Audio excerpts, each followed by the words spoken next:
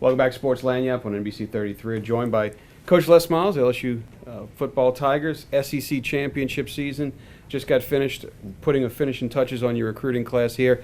I know this is it's kind of an interesting time. We always want to analyze these things. As someone who covers recruiting, I know that you guys met the needs of this class and really kind of it's been something you've talked about the last couple of years with me about managing your roster, filling your needs, and doing that. And that's really what you accomplished here. If you don't do that, if you recruit without specific need, you can end up top heavy and not have the team that you want take to the field. We felt we did that. Certainly we needed linebackers, and we had a great class of linebackers. Lorenzo Phillips, Lamar Lewis, really Ronnie Feast, really Quan Alexander, a number of guys who we feel like will be able to go to the line of scrimmage and play, championship football for us very quickly.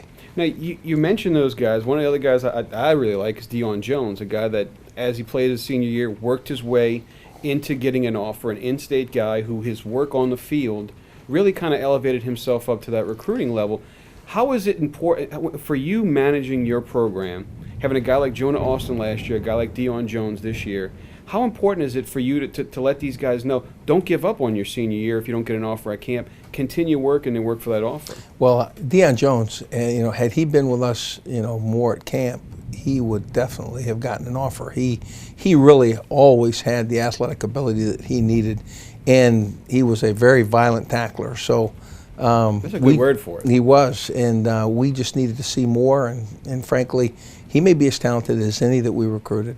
Now, we talk about Deion. You mentioned Lamar and Ronnie and some of these other guys. You did a great job recruiting in the state of Louisiana, but you also went out to Texas, Mississippi, Alabama, Florida, Georgia, other schools that have been kind of in your recruiting area and added guys in this class from those areas this year. How important is it for you to focus on Louisiana first, but to make sure that you keep a foothold in those places so that you can address other needs that are not available in the state? Well, we're going to recruit this I-10 corridor very effectively, and from Houston to Florida, and include some Dallas and that area. People in this area want to play in the SEC, and they have a want and an understanding of LSU football, and so it will always be a place that we cover extremely well. How important is it for you to monitor social media when you're recruiting these guys? A lot of these recruits, they'll put up on Facebook and Twitter where they're going, what they're doing. How important is it for you and your staff to stay connected with these guys through social media? I think it's important.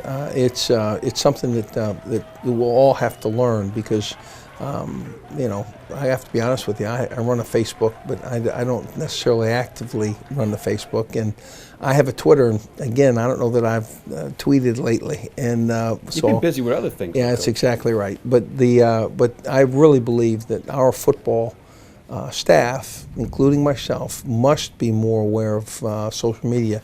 I think it's the way to communicate. I did, in fact, communicate several times through Facebook to several of the guys in our current class. Now, it's one of the reasons I ask you about that is because it seems as though right now in recruiting that it's not just mom and dad and the high school coach anymore. There are other people that are getting involved. There are other people that have become kind of more prominent in these kids' lives and everything. Yeah. How do you, when your staff goes in and assesses this, how do you really determine who it is that you have to do the recruiting on? Influence brokers, I call them. Guys who, people that feel like, I'm going to have an effect in this particular situation, and if you don't acknowledge and work through me, and it may not be a parent, it may not be a coach, it may not be anybody specific to the situation, but when they decide that they're going to come in and control the recruiting or have great influence on the recruiting, you have to compete. You have to go through them, and it's sometimes it doesn't benefit you. No, one of you guys have been so tied up in recruiting, battling till the end on a bunch of these guys. And the other thing that's kind of underrated about this is that you still got to recruit your own. The guys that have been committed to you, you still have to recruit those guys. Have you had any time to kind of sit back and look at the season that you just had? Not a second, to be honest with you. We've really operated right to recruiting and gone that way. Our football team's achieved. It's very difficult to look back and not see, won the West, a West where it was 1, 2, and 3 in the country. You were undefeated in the conference. You're the conference champions. I think this football team, when you reflect on the year that they had, they've achieved greatly. No, I have not. Of course, I want you to know something, Derek. I never look back. It is always about the next game, in the next season, in the next spring, and preparing this team and going forward. I enjoy seeing my past players. I can't tell you how much I enjoy seeing guys that visit our program and come back and want to be associated with LSU and his team. But really, other than that, I am all forward thinking and with that view. Again, I think we'll have a very talented team. I think the 5 guys that we added to our team before the spring, in other words, guys that came in January, will play really key roles in this spring. I think that this is a great time for a new look at quarterback to see Mettenberger and Rivers and Randall and see how they look. And it's always been about the next event, not so much the last event. I guess when I get done, I'll look back and see. At the end of everything.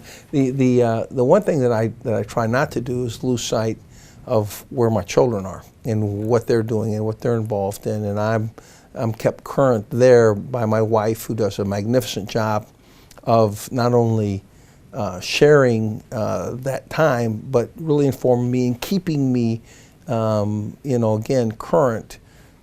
So that I can interact with my sons and daughters, and that's the piece that you must have the ability to reflect on. And then professionally, it's always about the next game.